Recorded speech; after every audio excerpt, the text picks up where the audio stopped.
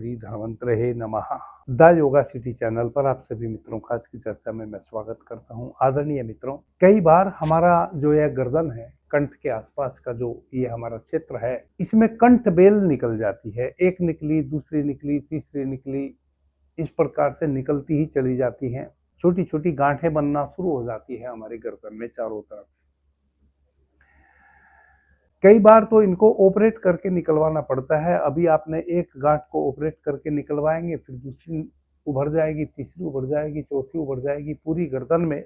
इसलिए इसको कंठ बेल कहा है। यह बेल की तरह फैलती रहती है। कभी यहाँ पूरी गर्दन में चारों तरफ आपको यह निकलती चली जाती है। बड़ी पीड़ा करती है, दर्द देती है। और जैसा कि मैंने कहा, कई बार औषधि सेवन करने से या कोई ऑइंटमेंट लगाने से इसका निदान नहीं हो पाता और इसको ऑपरेशन कराना पड़ता है। ऐसी नौबत आ जाती है और पीड़ा तो देती ही है। परंतु मैं जो आज आपको औषधि बता रहा हूं, यदि पहली कंठ बेल आपको निकली है तो भी, और पहले आपको निकल चुकी, आप उसका कोई ट्रीटमेंट ले चुके और फिर दोबारा निकली, तिबारा निकली, कभी भी आप इस औषधि का उपयोग कर सकते हैं। पहली कंठ बेल निकली हो तब भी, पहली निकल के दब गई, आपने किसी प्रकार की चिकित्सा के माध्यम से उसको समाप्त कर दिया, फिर दोबारा तिबारा निकल गई, तब भी। औषधि बड़ी साधारण सी है। एक औषधि तो आपको आयुर्वेदिक स्टोर से मिल जाएंगी। किसी भी आयुर्वेदिक औषधि बनाने वाली कंपनी की आप वह खरीद के ले आएंगे। उस औषधि का नाम है कांचनार गुगुल। यह तो आपको किसी न किसी कंपनी की आप ले आए खरीद के मेडिकल स्टोर से। आयुर्वेदिक औषधियां जहां मिलती हों वहां से मिल जाएगी। और दूसरी औषधि आपको अपने बाग बगीचे, खेत खलियान या किसी नदी नहर के किनारे से या किसी बंजर भूमि में से ले आनी है और वह भी आपको उपलब्ध हो जाएगी। आप अपने घर से बाहर थोड़ी दूर भी निकलेंगे, यदि कच्चा कहीं भी कुछ आपके घर के अगल बगल में कोई खाली प्लाट कुछ है, तो निश्चित रूप से आपको यह औषधि मिल जाएगी। उस औषधि का नाम है अपामार्ग। अपामार्ग जहां तहां पूरे भारतवर्ष में उपजता है। इतनी बड़ी बाली निकलती है अपामार्ग में। उसमें जीरे जैसे उसके छोटे छोटे फूल होते हैं, जैसे जीरे का दाना होता है, आप उसको फूल कहें या फल कहें। शरीर में लग जाते हैं तो कांटे की तरह कटते हैं। इतनी बड़ी बाली होती है, रस्सी के जैसी, जैसे हाथ से बांटने वाली पतली रस्सी होती है वैसी। यदि आपको पहचान नहीं है, आप किसी से भी पूछेंगे अपामार्ग, कोई ना कोई जरूर आपको बता देगा। यदि आप नहीं जानते हैं तो दूसरा कोई बता देगा, क्योंकि बड़ी प्रचलित औषधि है, बहुत ही गुणकारी औषधि है। बहुत चीजों में इसका उपयोग होता है। अपामार्ग की जड़, अपामार्ग के पत्ते, अपामार्ग के वह बीज, जिसको आप फूल भी कह सकते हैं, फल कह सकते हैं, बीज कह सकते हैं, या उसके कांटे कह सकते हैं। अपामार्ग से अक्षार भी बनाया जाता है। अपामार्ग का क्वाथ भी बनाया जाता है। अपामार्ग को जलाकर उसकी भस्म भी बनाई जाती है।